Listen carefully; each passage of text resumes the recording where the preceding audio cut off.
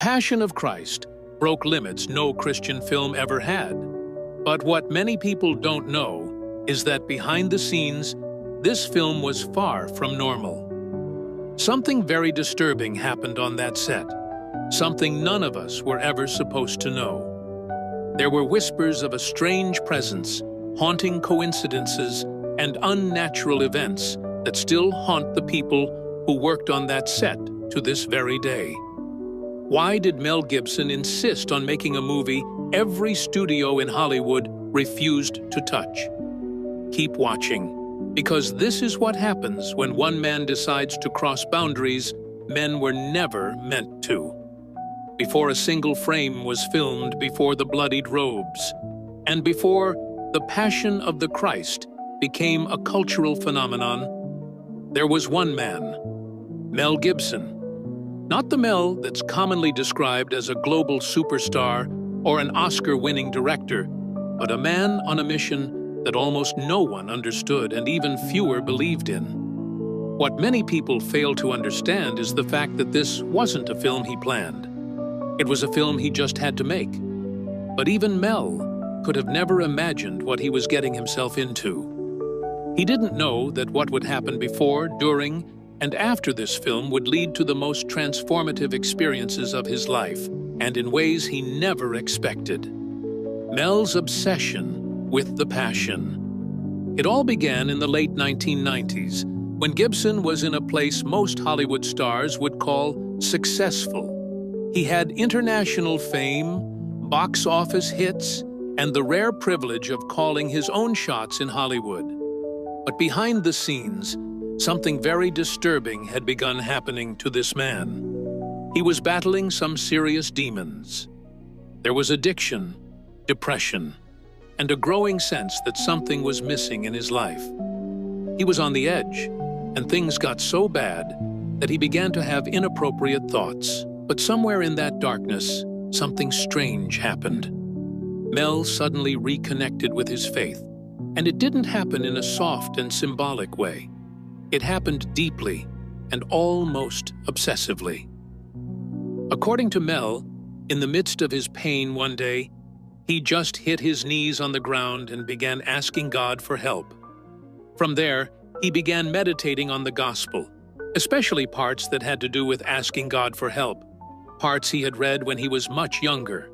And that's where the idea behind the Passion of Christ was born. Mel once said, "I was a bad guy, a really horrible guy. My sins were the first to nail him to the cross. So I wanted to tell his story." Mel became fixated on telling the story of Jesus Christ's final hours, not as a parable or as some sanitized Hollywood epic for purely entertainment purposes, but as it really happened, in all its raw and brutal detail. And so he began pouring himself into research. He went over scripture, studied the Stations of the Cross, dug into historical texts, and even consulted mystic writings like the visions of Anne Catherine Emmerich. He wasn't interested in opinion. He wanted accuracy, realism, and authenticity. He decided that if Jesus was going to speak, he'd speak in Aramaic.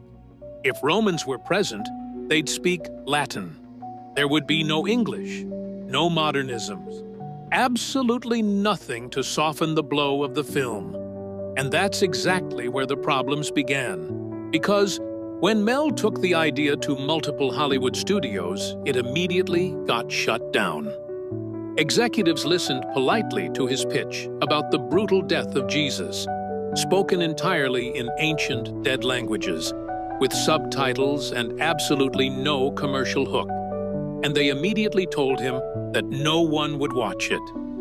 They refused to sponsor it or give it a dime. But Mel wasn't discouraged. He figured out that Hollywood wouldn't touch it if he didn't rework the script.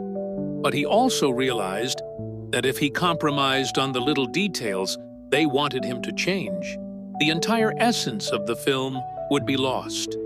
And so, he did the unthinkable. Mel made the brave decision to fund the entire project himself. a whopping $30 million of his own money for the production and another $15 million for marketing. There were no outside investors, no studio backing, and definitely no safety nets. The stakes were extremely high. If this film failed, it wouldn't just be a flop, it would be a full-blown collapse. But Mel didn't care, because at this point, this film wasn't just a business deal anymore. It was a calling. And he was about to break every rule in the book.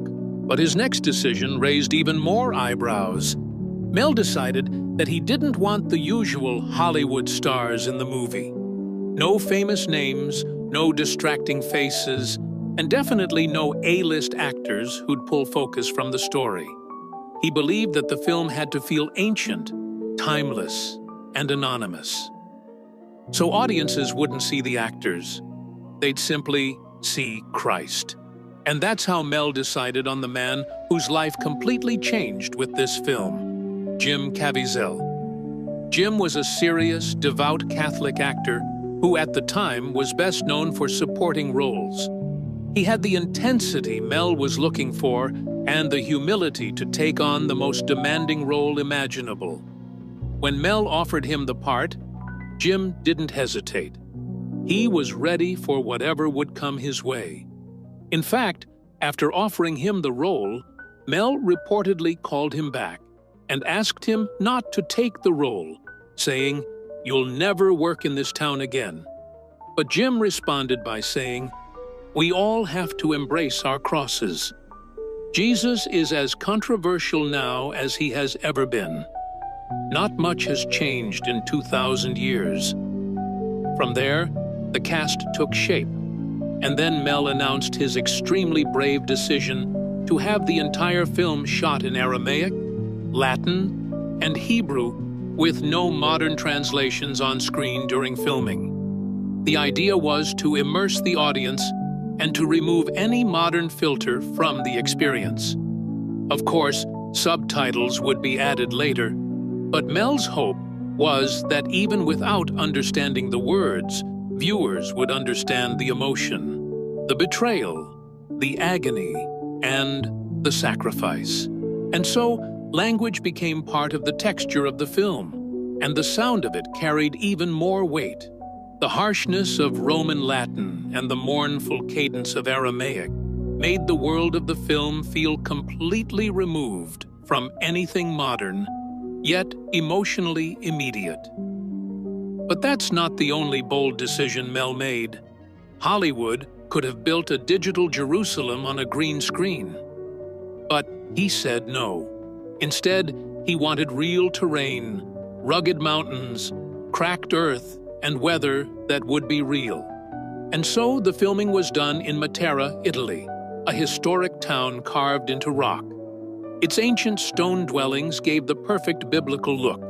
It was eerie, raw, and untouched by modern life. But the conditions there were brutal because the cast and crew members had to endure freezing temperatures, dangerous winds, and unpredictable storms. They built an entire crucifixion site on a hill outside the town. It was a full-scale recreation of Golgotha, with wooden crosses, dirt paths, ancient tools, and nothing fake or plastic.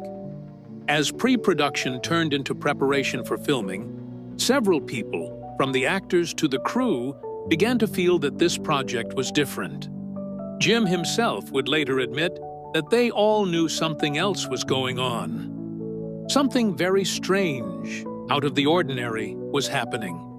Stories began to circulate about quiet moments of reverence on set, about people breaking into tears during rehearsals, about a kind of spiritual force. And as cameras finally began to roll, it became clear that they were not alone on that set. Strange happenings on the set. The cameras had barely begun to roll on The Passion of the Christ when the atmosphere shifted. This wasn't like any other movie set.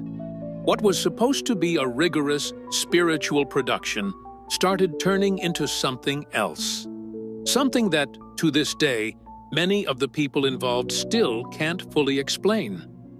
And it all began with lightning. You see, when he took on the role, Jim Caviezel had automatically committed to a punishing physical performance. We're talking about full-body makeup, hours on the cross, lashes, bruises, dirt, and blood. But what he and others on that set didn't expect was the sky turning against him. That's right. During one of the scenes on the hill of Golgotha, while standing on the cross, Jim was struck by a bolt of lightning. The crew froze. No one could believe it. The jolt threw him off balance, and he bit through his tongue and cheeks. According to the actor, the lightning strike eventually led to 2 heart surgeries, including an open heart surgery, along with lots of medication. Thankfully, the issue was eventually corrected years later. But what's even stranger is the fact that a few minutes after Jim was struck, lightning struck again. This time, it hit the assistant director, John Michelini, who had also been struck previously on the set, and he survived once again. Twice, on the same set, same shoot, same location. How many times does lightning strike twice in the same place? Scientists call it rare, but those on the set started calling it something else entirely. Some said it was a sign, others said it was a warning. But that wasn't the only unnatural thing that happened on set. Reports have it that members of the crew started speaking in hushed tones about a strange presence on set. Not something visible, but something they could feel. Some others described feeling dizzy, nauseated, or suddenly emotional during filming, but only during certain moments, like the whipping, the carrying of the cross, and the death scene. Even Mel Gibson, who is known for being composed and focused, was seen walking off set during these moments. Some said he was praying, while others said he was crying. The location of the shoot, Matera, Italy, isn't known for dramatic weather, but during filming, it became strangely unpredictable.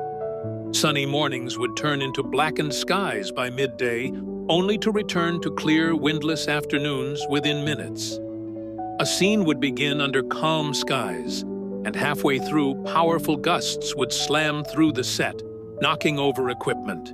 Sandstorms would appear from nowhere, and tents would be ripped from the ground. Sometimes, just as quickly as it started, there would be silence. At some point, it began to feel less like weather challenges and more like a warning. But let's talk about Jim Caviezel, the actor who took on the role of Jesus Christ. Some say he wasn't just acting the role of Christ, he was literally enduring it. Do you know that during the scourging scene, the whips were carefully designed to miss his skin? However, during one take, the angle shifted slightly, and one of the barbs caught his back. The strike tore into his flesh, and it left a 14-inch scar. But that's not all. Later, while carrying the massive cross, Jim slipped and dislocated his shoulder. In fact, reports revealed that some screams you hear in the final cut of the film were not acting. They were real. Makeup artists would later reveal that some of the bruises appearing on his body were not makeup. They were real, and they could barely differentiate between them. Jim also contracted hypothermia during the crucifixion scenes, which were shot in cold, stormy weather. And that's not all. He had to deal with extreme stress, physical strain, and extreme exposure during filming. His body had been pushed to the edge, just like the character he was playing. And here's the eerie part. Do you realize that Jim Caviezel's initials are JC? Same as Jesus Christ's. Also, he was 30 years old during the filming, the same age Christ was at his crucifixion. Was this a coincidence? Or was it something more? But Jim wasn't the only one affected on that set.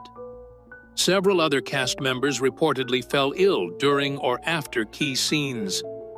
There were sudden fevers, sleepless nights, and nightmares. But through it all, Mel Gibson never made public statements about the supernatural events on set. But those closest to him noticed a change. He became more withdrawn and more serious. He reportedly started each day with prayer and was known to pace in the early mornings, reading the Bible under his breath. At some point, it felt like the film had become a battlefield, not between actors and critics, but between forces far older than that, forces of good and evil. Mel believed that The Passion of the Christ was not just a movie, but a spiritual weapon. Mel believes that what happened on that set wasn't just filmmaking. It was intense, and it was unexplainable. When The Passion of the Christ finally hit theaters on February 25, 2004, it didn't just open like a regular movie, it detonated like a bomb. Hollywood had turned its back on Mel. Critics were sharpening their knives before the film even premiered, and some religious leaders were either preparing to defend the film or condemn it in the harshest terms imaginable. But nothing, absolutely nothing, could have prepared the world for what happened next. The controversies that followed. The release of The Passion of Christ wasn't your typical red carpet premiere with flashing lights and celebrity interviews. There was no massive press tour, no late-night talk show interviews and advertisements. Mel took a different route with the promotion of this film, and he bypassed the mainstream marketing machine altogether. Instead, he turned to the churches to help with the marketing. Evangelical leaders, Catholic priests, and Christian influencers were sent early cuts of the film. Private screenings were held not in Beverly Hills, but in church basements and conference halls across the United States. And as pastors began endorsing the film from the pulpit, hyping it up and describing it as the most powerful depiction of Jesus ever put on screen, something wild began to happen. The faith community mobilized and took the film to the next level. Church groups began booking entire theaters to watch the film, and some even arranged buses to transport their members. In fact, sermons were built around the release date. For many Christians, seeing The Passion of the Christ was not just a cinematic experience, it was a spiritual event. And just like that, Mel Gibson's controversial project exploded into one of the biggest cultural events in movie history. Analysts were stunned. The film opened on Ash Wednesday, and on that very first day, it pulled in $23.5 million. By the end of its opening weekend, it had raked in about $83.8 million, beating all expectations and becoming the biggest February debut of all time at that point. And it didn't stop there. Despite being an R-rated, subtitled, extremely violent religious film with 0 Hollywood stars, The Passion of the Christ kept drawing in crowds. By the time it left theaters, the film had grossed around $370 million in the United States alone, and over $611 million worldwide, becoming the highest-grossing R-rated movie in history at the time. This wasn't just a success, it was a phenomenon. A $30 million film, funded independently by Mel Gibson himself, had beaten the odds and defied Hollywood's rules. And the entertainment industry was left completely speechless. But with all that success came a tidal wave of criticism. Before it even premiered, The Passion of the Christ had already begun sparking outrage. Several Jewish organizations, including the Anti-Defamation League, accused the film of promoting anti-Semitic themes, specifically the age-old accusation that the Jews were solely responsible for Jesus' death. Abraham Foxman of the Anti-Defamation League said bluntly, "Our concern is that The Passion of the Christ could fuel the latent anti-Semitism that exists in the hearts of those people who hold Jews responsible for the death of Jesus, which always has been the source of Western anti-Semitism. However, Mel Gibson insisted that the film simply portrayed the events as they happened, according to Scripture. But many scholars and activists weren't buying it. And so, heated debates broke out on talk shows, tabloid pages, and even in religious circles. And yet, people still arrived in their numbers to see the movie. Another major point of contention was that the film was too brutal and was filled with graphic violence. Critics accused Gibson of enjoying the violence. The scourging scene alone, lasting nearly 10 excruciating minutes, was described as too graphic by some reviewers. Audiences reportedly fainted, vomited, or left the theater in tears. Roger Ebert, one of the few critics who tried to praise the film despite its intensity, wrote, "The movie is 126 minutes long, and I would guess that at least 100 of those minutes, maybe more, are concerned specifically and graphically with the details of the torture and death of Jesus. This is the most violent film I have ever seen."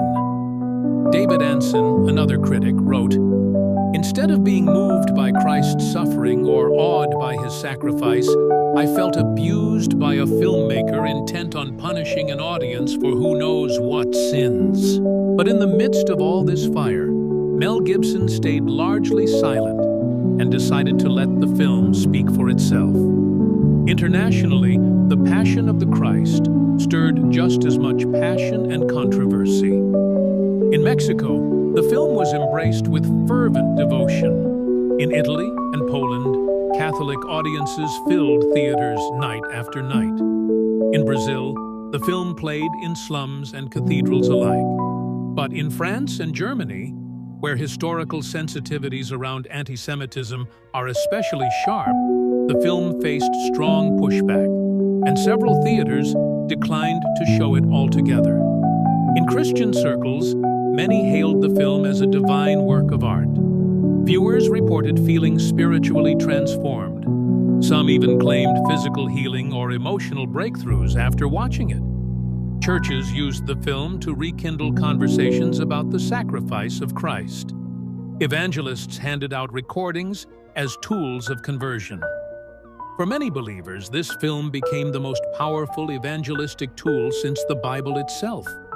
But outside the church, critics, scholars, and filmmakers continued to accuse Mel of inflaming religious tensions, glorifying violence, and pushing a fundamentalist worldview. And this backlash was eventually targeted at Mel's personal life.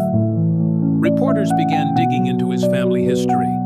His father's controversial statements about the Holocaust were dragged into the spotlight, and his own interviews, which were often cryptic and defensive, fueled more fire. Suddenly, The Passion of the Christ wasn't just a movie. It had become a cultural fault line. When the dust eventually settled, one thing was clear. The Passion of the Christ had changed the movie business. It had proved that there was a massive, largely untapped Christian audience that Hollywood had ignored for decades. Studios began rushing to greenlight faith-based projects. Films like God's Not Dead, Heaven is for Real, and War Room emerged in its wake. But The Passion remained the gold standard, and the one movie they all tried to imitate, but could never match. After the praise and criticism battled it out across headlines and airwaves, the lights eventually faded. The cameras stopped rolling, and the world had seen the final cut. But for the people who lived through and were actively involved in the production of The Passion of the Christ, the story didn't end when the credits rolled. If anything, it had only just begun. What happened to the actors, the crew, and even Mel Gibson himself in the months and years after the film's release was almost as dramatic and mysterious as the film itself. Some found God. Some vanished from the spotlight. Others seemed to carry invisible scars they have never spoken about. and a haunting pattern began to emerge, one that those closest to the project either couldn't or wouldn't talk about. Life after the experience. Let's start with the main character of the film, Jim Caviezel. You see, before the film, Jim was a rising talent. He starred opposite Jennifer Lopez in Angel Eyes and earned critical praise for The Thin Red Line. He has also held his own next to Dennis Quaid in Frequency, and Hollywood had him pegged as a reliable, bankable, clean-cut lead. But then he took on the role of Jesus, and his life changed forever. After the film's massive success, you'd expect Jim's phone to be ringing off the hook. But it didn't. Roles didn't pour in. Instead, the opposite happened. His career chilled almost overnight. It turns out that some people in Hollywood reportedly labeled him as too religious, while others claimed he was too difficult. In fact, for years, sources close to the industry have whispered that perhaps Jim was quietly blacklisted. Playing Jesus and aligning so publicly with Mel Gibson had made him radioactive in certain circles. In an interview, Jim opened up, saying, "All of a sudden, I stopped being one of the 5 most popular actors in the studio, and I hadn't done anything wrong. I just played Jesus." But here's the kicker. Jim insists that he has no regrets. In fact, he has admitted that if he had to do it all over again, he would. Because this film was more than just a role. It was a calling. Jim has since leaned hard into his faith, taking on Christian-themed roles and speaking at religious conferences. He's often emotional when talking about the experience and never shies away from describing it as spiritually transformative. He also began speaking boldly about his faith, especially after all the accusations and backlash he received after the film. In an interview, he once said, "I had no choice but to defend my faith at that point. I was called anti-Semitic and everything." For Mel, the release of The Passion should have been his crowning moment. He had finally proven everyone wrong. Hollywood laughed him off, and he made a global blockbuster using ancient languages and 0 stars. But while the movie soared, his personal life spiraled out of control. In the years after the film's release, his public image literally collapsed. There was the 2006 driving under the influence arrest, where he launched into an infamous drunken rant laced with anti-Semitic slurs. It was a moment that shattered his career and made him a pariah. But that wasn't all. More scandals followed after that. There were tabloid meltdowns, leaked phone calls, and accusations of inappropriate behavior.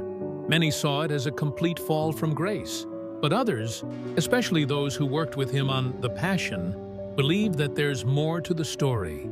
They say the film changed him, that in his obsessive pursuit to tell the story of Christ's suffering, something shifted inside him. And Mel himself has admitted he was never the same after making the movie.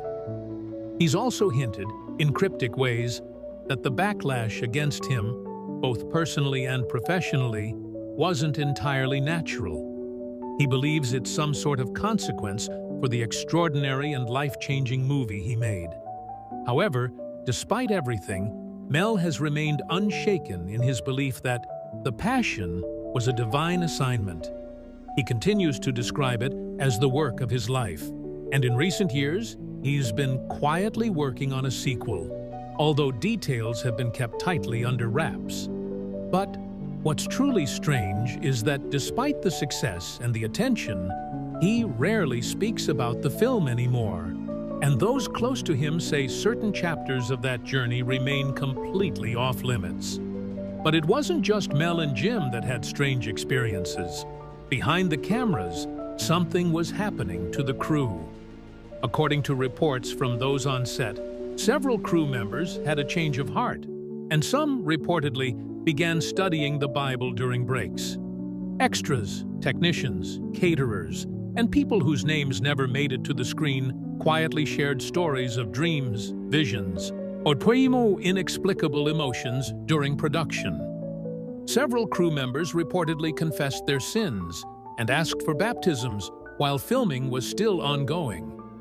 Perhaps one of the most profound ones was when Luca Lionello, a former self-proclaimed atheist who played the role of Judas, he suddenly decided to convert to Christianity after the experience he had on set. However, what's even more disturbing is how many people who were involved in the making of The Passion of the Christ still refuse to speak about it, even 2 decades later. Some actors who had only minor roles, like Roman soldiers or townspeople, have repeatedly declined interview requests. And some crew members have reportedly said they're not comfortable revisiting the experience they had. Some reports even noted that journalists who covered the production encountered a strange wall of silence when they tried to reach out to insiders. There's no scandal being covered up, no crime, just silence. However, the few who do speak often describe the filming as spiritually intense, overwhelming, or unlike anything they'd ever experienced before. But for those who won't open up, some speculate that the emotional weight of the story and the way it was filmed created a kind of sacred space that people are hesitant to disturb. Others suggest that the crew may have witnessed things that can't be explained, and they simply don't know how to talk about them. And then there are those who whisper that what happened on that set went beyond art, beyond storytelling, that it crossed into the supernatural, and everyone who was there knows it. The Passion of the Christ wasn't just a movie. For many involved, it became a spiritual marker, a before and after in their lives. Jim Caviezel paid the price with his career.